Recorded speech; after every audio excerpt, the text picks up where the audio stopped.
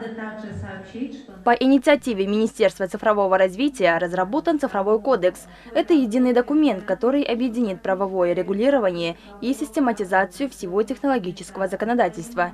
Его реализация положительно скажется на темпах экономического роста, улучшит оказание услуг государством и частным сектором, а также приведет к созданию более благоприятного инвестиционного климата. Цифровой кодекс – очень большой объемный документ. Рабочее его название у нас – это «Цифровая конституция Кыргызстана». Этот кодекс позволит защищать права и интересы гражданина Кыргызстана не только на территории Кыргызской республики, но и за его пределами и в виртуальном пространстве тоже.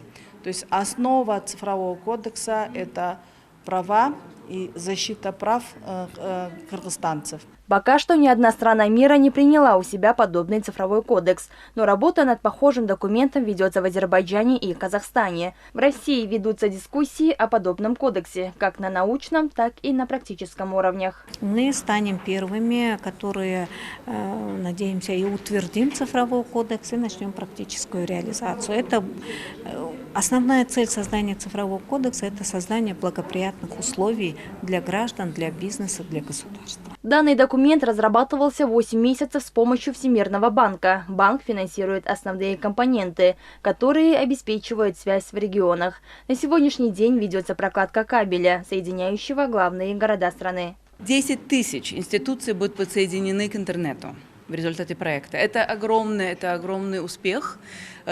Среди этих институций больницы, школы, почты, государственные объекты. То есть очень важно, чтобы они были подсоединены к интернету, чтобы можно было иметь и связь, и логистику, и иметь и документацию, которая бы могла бы идти между городами. Проект кодекса опубликован на сайте Министерства цифрового развития для общественного обсуждения. Заинтересованные лица могут добавить свои предложения и советы по его улучшению. Альбина Айбекова, Ильдар Анарбеков, ЛТР, Бишкек.